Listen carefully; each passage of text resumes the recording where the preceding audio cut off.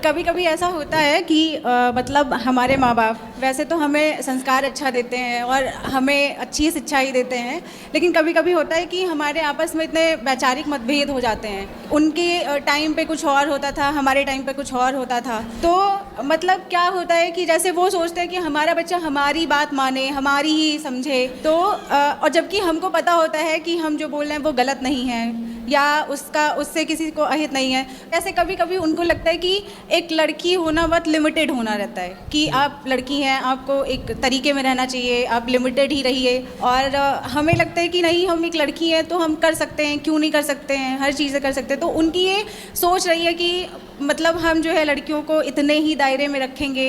आपको कितने दायरे में जाना है? दायरे इन द सेंस गुरुजी की जैसे लगता है कि उनको लगता है कि बहुत ज़्यादा मतलब बाहर छूट नहीं देनी चाहिए, और एक रहता है कि एक प्राइवेसी मेंटेन होनी तो चाहिए। ज़्यादा छूट आप छूट चाहती हैं? छूट नहीं चाहते गुरुजी, जैसे लगता है कि कभी कभी हमारे घर में हो जाता है कि अगर हमको बाहर स्टडी के लिए जाना है तो हमारे घर में ये रहा कि नहीं, आप लड़की हैं तो आपको रहना चाहिए, नहीं बाहर जाना चाहिए। तो फिर आप स्टडी करने बाहर नहीं जाती? नहीं, मैं बाहर नहीं गई। ठीक है, तो आप क्या चाहते हैं कि आप भी बाहर जाती?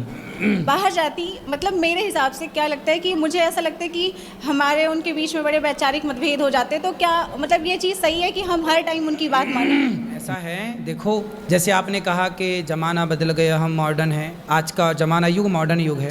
लेकिन देखो पुराने ज़माने में ना, पुराने ज़माने की जो दादियाँ होती थी, पुराने ज़माने की जो महिलाएं होती थी, वो गाय का गोबर उठाती थी।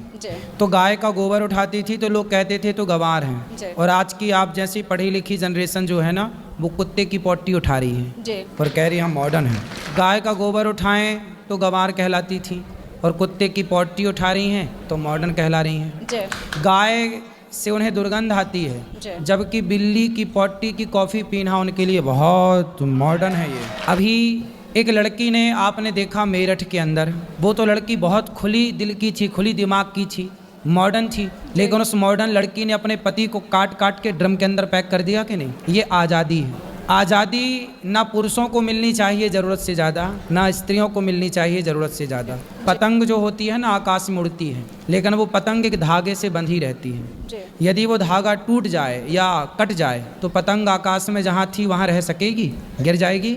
आप यदि बेटा सुरक्षित हो, सुखी हो, तो बस आपकी जो माँ बार बार आपको रोकती टोकती है, उसका रोकना टोकना ही आपको आगे बढ़ाने में सहयोग कर रही है। वो रोक टोक जरूरी है। सूर्पनखा को कोई रोकने वाला नहीं था। आजकल जिस लड़की को रोकने वाला कोई नहीं है, और लड़की यदि ना रुके माँ बाप के रोकने से, तो देख लेना वो सूर्पनखा बन के ही लौटेगी।